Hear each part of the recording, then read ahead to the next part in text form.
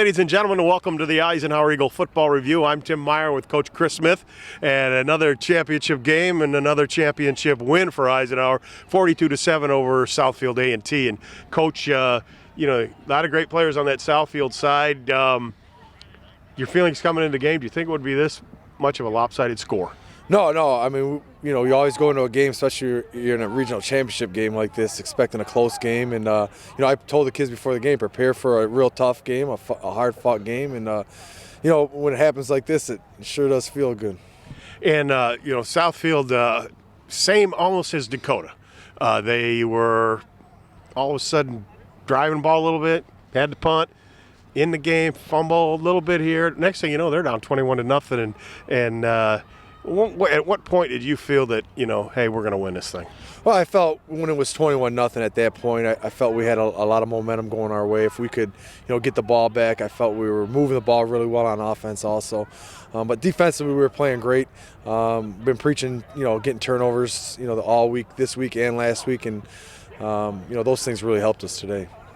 How about your quarterback, Max Whitwer? He did another marvelous job of managing the offense and scoring a touchdown, throwing for one. What does he mean to this team, and, what would happen if he went out? Well, when he laid down on the ground over there, everybody took a real deep breath. I think my heart stopped for a second. But, Brandon Hicks is our backup. He's really an outstanding guy, so you don't want to lose a guy like Max, trust me. But Brandon Hicks is very capable if something were to happen in that regards, and he would be prepared to play. You got some good blocking from your offensive line. There's some D1 players on that Southfield side. Your offense and defensive line played pretty well in the trenches tonight. Yeah, we don't have to watch the film, but obviously we ran the ball really well, and for the most part, we stopped their run. So we must have played really well up front. Same thing we've been doing all year. So, I have to watch the film on it, but I'm proud of the way those guys always play. Now, you've been around a while now in Eisenhower football. Me probably longer because I'm younger than you. But and you've seen some of the great running backs at Eisenhower history. Where do you think Jack ranks all time? I mean, he's got the record for a season, but where do you think he fits in there? Well, Jack's right there with the top guys that I've seen since I've been here. I know there were some really good running backs even before I was here, like Narush and guys like that. But Jack's right there with those guys. He's a little bit different because he blends the toughness, the speed, and the agility. And but we've had a lot of great running backs here since I've been here, so it's hard to compare those guys. They're different styles, but Jack's right up there with them all. And next week is another championship game, and it's the gateway to the Ford Field. How are you going to prepare for that, and what do you think who you're going to face? Well, I'm not sure. We'll find out in a little while who won the Cass Tech and Saline game. It's a real tight game, I know that. But we're going to enjoy this win tonight first. Winning a regional championship, it doesn't come around all that often, and when it does, we're going to enjoy it. But once we find out, who our opponent will be, we'll get the film on them, and we're going to prepare the same way we always have. Our kids are playing with a lot of confidence right now, and they should. And we're going to prepare with a lot of confidence, and we're going to prepare to play and win that game. So I'm standing here with Eisenhower's all-time leading rusher, single-season record rusher, Jack Preventure. And Jack, do you know who Chris Hoover was? I think that was the guy that was talking to me on the field. And one of the longer runs I had, I was looking back to see how close the guy was to me. He said, next time you run, don't look back. You'll be able to feel him. And then I took that advice, and on that, I think that next long run that I had where I ended up busting a big one, ended up scoring on, I took that advice. Also, you're approaching the touchdown records, too, for Eisenhower. What does it feel when you get in the end zone? You've been in there so many times this season. I mean, what's that feel like? It just thanks to my old lineman, basically. That's the only way I can honestly put it. How about that long run that you broke up the middle? As you were talking about it, when did you think you might have it? Honestly, as soon as I broke that first tackle, I knew just gone. Yeah. And we talk about your running, but a lot of people, early in the game especially, defensively, you're hitting pretty hard out there. Yeah, we knew that this is a big, strong physical team that we were going up against. We can't shy away. We got to meet them like pound for pound. Just keep on squaring up with them. Just keep on hitting back. We can't bend for them. How about next week? What does it mean to this team? What does it mean to you as personally and the rest of this team to play next week? It's just, it's a blessing being able to go through another Sunday workout session with Coach Maltop, watch over the film, and just keep another week of practice with my brothers. It's just the best feeling. Eisenhower, one of Eisenhower's defensive players of the game, Salvatore Voltaggio, and Sal got a touchdown tonight on defense. How gratifying is that? It's awesome. I've been playing football for 8 years, and I've never scored a touchdown, so it's great. But that really doesn't matter. It's a team game. Got to credit to my defense. I think it was Drake Minnie who stripped it, and then I fell on it, so it's great. When you fell on it, what was going through your mind? 1,000 things. Last week I should have scored a touchdown because Pro fumbled it on the goal line, but they gave it to Pro. But it was insane. I've never felt that before. So now Southfield did move the ball a little bit, and they were getting close, but they had some turnovers, and it looks like you guys hit them pretty hard and knocked the ball out. Yeah, it was just team defense. Coach says we're 1 of 11, so all 11 got to get to the ball. It's Coach Breeze. He gives the best speeches before the game, and he just gets us going. So, yeah, Coach Breeze. I noticed that Southfield tonight, some talk on the sidelines, a couple of D1 linemen for Southfield going to some major universities. What was it like playing against those guys? Oh, it was great. Just show that some kids from the burbs can, handle these big, tough Division I players. I mean, it really doesn't matter what they are. We are what we are, and the scoreboard proved it. Did you think you were going to be that far ahead of them early in the game? I mean, game plan shows, coaching. I mean, I guess, yeah. And next week you're either going to have Saline or Cass Tech. Your thoughts about that? It's great. We're going to come out hard. We got a date with Coach Maltop at 9 o'clock in the morning on Sunday. I'm excited for it. We got running, and then we'll get our game plan together, and then whatever team we're playing, we're ready. All right, I know you want to say some hellos out there, so let you do that now. I'm going to say hi to my family, the Herd, so my offensive line buddies, Matt Surma, Logan Cox, Ethan Collins, and Darian Doherty. We're like a pack of elephants, and I just want to say hi to them. Another one of Eisenhower's defensive players of the game, Lucas Jelli. Luke, this is a very potent offense you guys faced, and what do you think your keys to success were tonight? Really just play calling. I mean, our offensive coordinators really know what they're doing. They really like to tailor the offense towards what their defense is. They like to make the offense find gaps instead of just running the same play over and over. On the defensive side of the football, when your offense puts up a few points, you're up 14-0, 21-0. How does that change the way you guys play defense? It really helps us because it gives us a buffer zone. So we know if we give up a few yards, it won't be that bad. But playing 0-0 really puts a lot of stress on you. So knowing that you're that buffer zone really helps you play. So you can bend but not break. You can give them a few yards, but you can stop them. Well, you guys were certainly bending, and they were getting down there. I think they got down to a 12 or 8 yard line and a 5 yard line, and then he turned the ball over. Tell me about that play. Well, it was just a play where they were playing off tackle, I guess, and the running back ran it between the guard and the tackle, and he got down. And we had him wrapped up, and our whole mentality for this game was just wrap him up and deliver a hit, try and strip the ball. And we did that a couple times. We got a few fumbles, and we knew we could do it. We saw it on film that they weren't really good at the ball handling, so that was our whole goal, cause turnovers, get their offense the ball back. Tell you what, it looked like a few times on that edge for your defensive end position. It looked like you were coming pretty hard. It looked like you had your chances there. What kind of moves were you putting on there? Just normal moves like Coach Smith taught me, The first kind of a couple plays, you kind of like look at the tackle, see what he likes to do. If he likes stepping inside, stepping outside. So once you find out what he likes to do, you kind of tailor your moves to that. I saw the tackle like to drop back, so a really good move was a bull rush and an inside spin move. So next week gets bigger and better. You're 12-0. What are your thoughts about playing next week? Man, everybody in this team is just trying to play for another game. No one cares about trophies. No one cares about stats. We're along for the journey. It's not even the destination so much. It is just what we do. Well, congratulations, Luke, and I know there's some people you want to say hello to. Yeah, shout out left side, LOB, baby, hold it down. Cody Corey, I see you. Mom, my brother and his friends, Cody's girlfriend, and David Drath, what up, baby? We'll be back with game highlights after this. It is more than a trial by fire. It is a rite of passage. And if you can master your fear, outsmart your enemy, and never yield, even to yourself, you will be changed forever. The few, the proud, the Marines.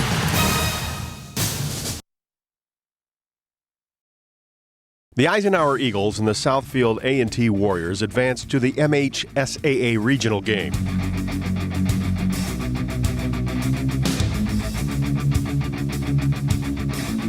Eisenhower was still undefeated, while the Warriors had 3 losses, but were on a roll of late.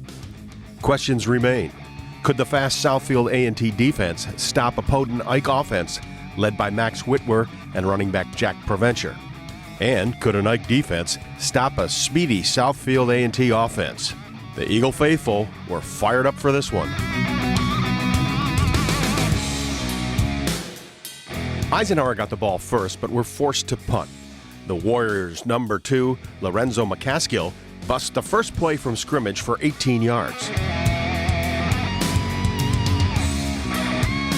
Ike's defense would stiffen, and the Warriors would be forced to punt, but the Eagles were penalized for roughing the punter, giving Southfield A&T another chance. With a new set of downs, Southfield A&T tried the big play, but it's broken up by Jack Preventure. Then, Henry Janeway makes this tackle for a loss. On 4th and 3, the Warriors go for it, and this pass is nicely broken up by John Fantauzo.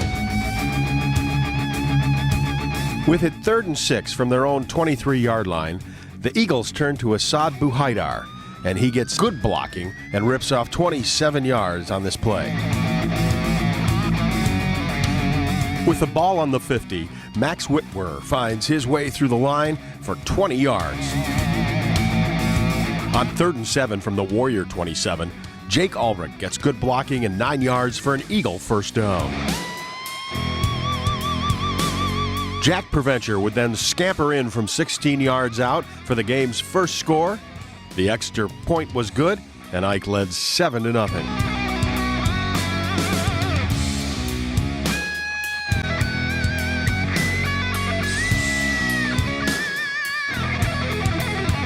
On the kickoff, number 24 John Fantauzo makes a nice play here. With it 1st and 10 from their own 20, the Warriors' number 26 Matthew Gilbert tries to get outside, but he's stopped for a loss.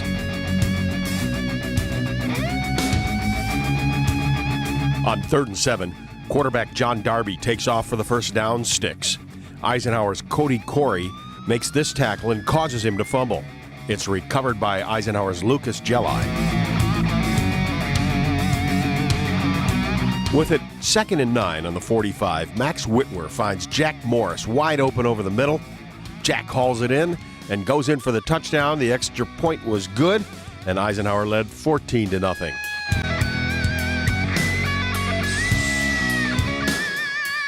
On the Warriors' next drive, they try to go deep, but the pass is broken up by Ryan Chargo. This pass to Marquise Thorne would net 3 yards and the end of the first quarter, with Ike leading 14-0. Southfield A&T would punt to begin the second quarter, and on 2nd down, Max Whitwer takes off and makes a great fake on number 31 Marquise Fuqua, good for 13 yards.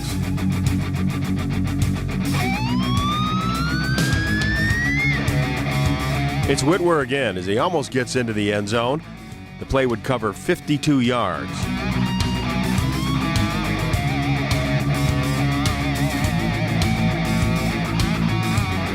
On 1st and goal from the 2, Jack Preventure gets it into the end zone for his 2nd touchdown of the night. The extra point was good, and Ike led 21-0. Number 6, Isaiah Moon, tries to go across the field on the kickoff, but Henry Janeway foils that plan. The Warriors move the ball down the field, and from the Eagles' 8, number 2 Lorenzo McCaskill was headed for the end zone. But Jack Preventure causes this fumble. It's recovered in the end zone by Eisenhower, and it's 1st and 10 Eagles at the 20. On 2nd down and 7 from the 34, Jack Preventure would break through the line again and get 34 of his 149 yards on this run. On second down from the Warrior 24, Jake Ulbrich, aided by good blocking, gets 15 yards on this play. The very next play would see Max Whitwer go in from 9 yards out for the Eagle touchdown, making the score now 28-0.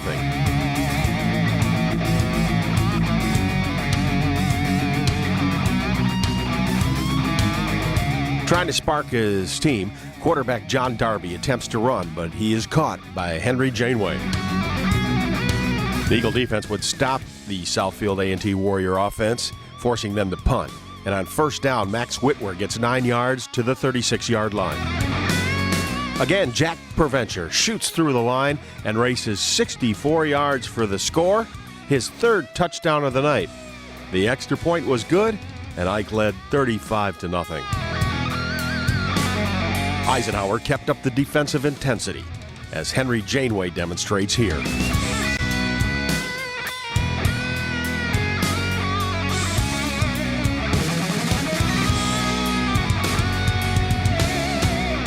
The score at halftime, Eisenhower 35, Southfield A&T nothing. The Eagles would kick off to the Warriors to begin the second half.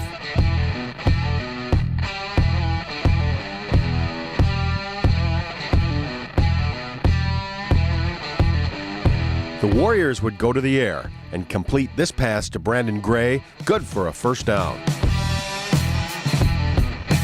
Marquise Thorne would catch this pass and get it deep into Eisenhower territory.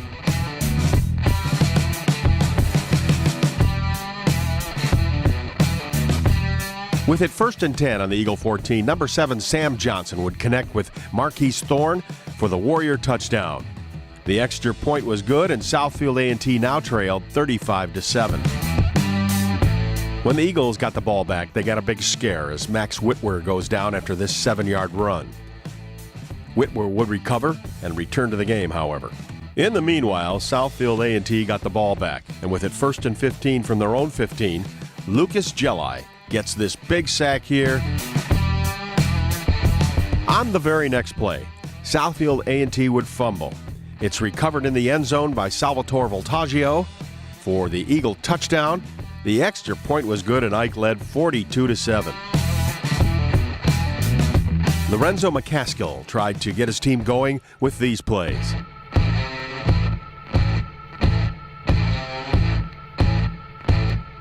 Eventually, Eisenhower would stop McCaskill and the Warriors, and Brandon Hicks would take over at quarterback. He gives the ball to number 32, Caleb Oyster, who bangs his way for 21 yards here. Sebastian Puto would get 8 yards here on this tough run.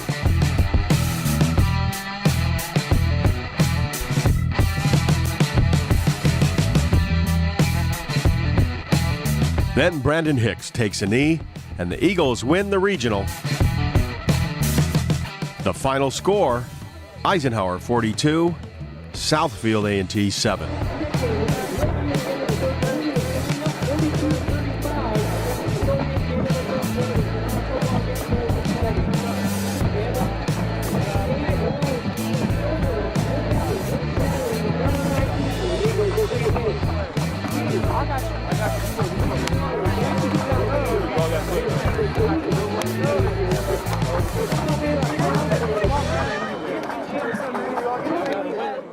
Hey, a lot of hard work went into earning this thing. You guys earned it. Take a look at it now. We're going to put it away and get back to work Sunday. Oh, yeah.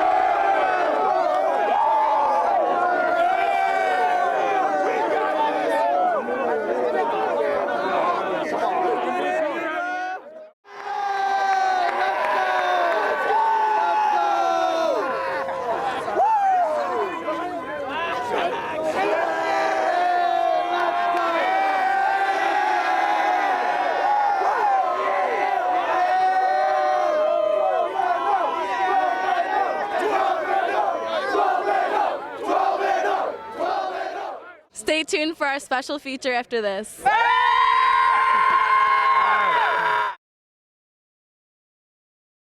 It's another fall Friday night, and your kids should be playing high school football. It's a fun game, and it's safer than ever. It's safe because the rules, the coaching, and the equipment are better than ever before. As a result, serious injuries are at an all-time low. Seriously. And builds strong schools, lifetime memories, and tomorrow's community leaders. And it's mother approved. It's a great game, and we want to teach it to your kids. What do you say we look at that highlight film of Chris Hoover's? That sounds good. All right. Go! Go! Go! Carrying the ball 20 times a game requires power and valor, not niftiness. The water bug and whippet backs rarely survive the wail and howl of the banshee. Every team needs a Brahma bull to steamroll through the stacked defenses in the pros. They must meld the buck of a billy goat with the sudden surge of a sprinter. He does not move with polish or slickness. His method is not Grand Prix, but demolition derby.